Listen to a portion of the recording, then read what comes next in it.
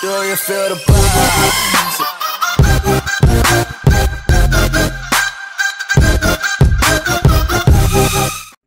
What's up, everyone? Range here, bringing you guys a new live commentary, and today we are also going to have another episode of How to Be MLG Pro.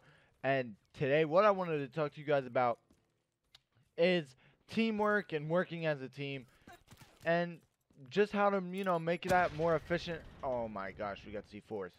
But something that, like, I'm not gonna lie, I just kind of learned a little while ago, because I feel like in Call of Duty, like anything else, there are like levels of people who understand the game, and the higher levels understand the game more. So like the highest level would obviously be pros. Then you go down, and I feel like people that are on those lower levels, not trying to say, like, not trying to put anybody down, because everybody starts somewhere. I'm not gonna lie, I've been at that low level, and I feel like right now I'm kind of moving away from that level and kind of moving up, but I'm not fully there yet. But I feel like people on the lower levels, kind of have this thing where they don't really think about the teamwork, and they just try and run out and make plays for themselves. And sometimes people don't even understand, like, the importance of a play. Like, one kill can really change a game. Like, everybody thinks that, oh, if you get a three-piece, you change the game.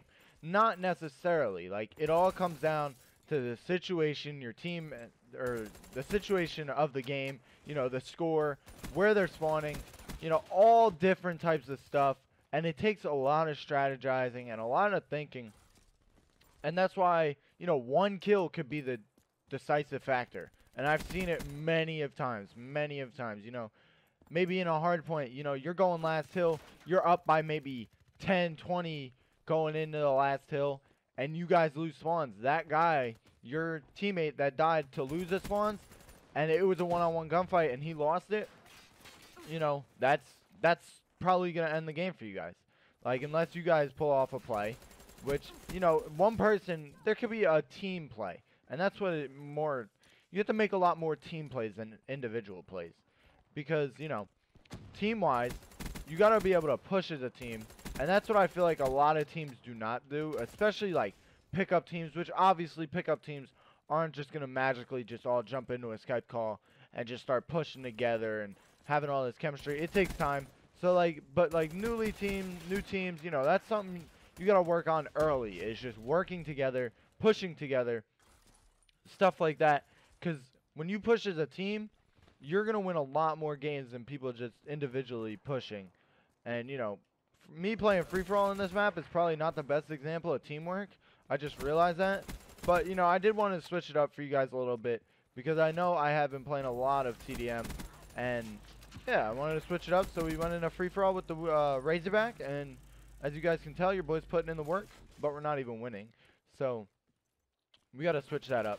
But, yeah, you guys, you just got to be able to work as a team. And it's a lot of small communication, like where you are, where your teammates are, where you're spawning. Where you're spawning has to be one of the biggest callouts that people most of the time won't even say. Because obviously all callouts are important. But when you don't call out where you spawn, that doesn't tell your teammates.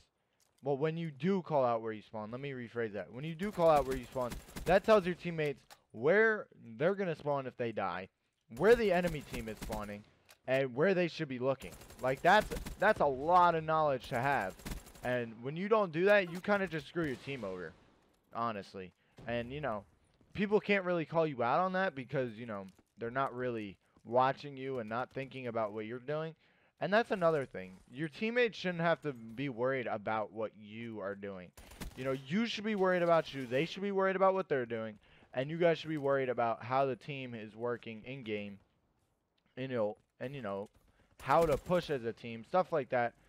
And pushing as a team, I know I've talked about it earlier, but I can't stress it enough. It is so big to work as a team, especially pushing, because, when you push as a full squad, and I know a lot of people in this community, obviously, I'm going to bring up this whole levels thing again, but on that lower type of level, kind of the newer people in the community, they don't understand that you can just you know, stop and sit here for a second as I just died, but I was using it as an example. So it is okay.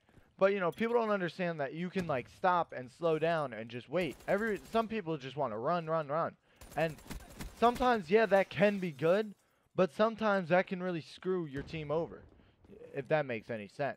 And obviously, for some people, this video is just common sense. But for others, you know, hopefully this does kind of give you a insight.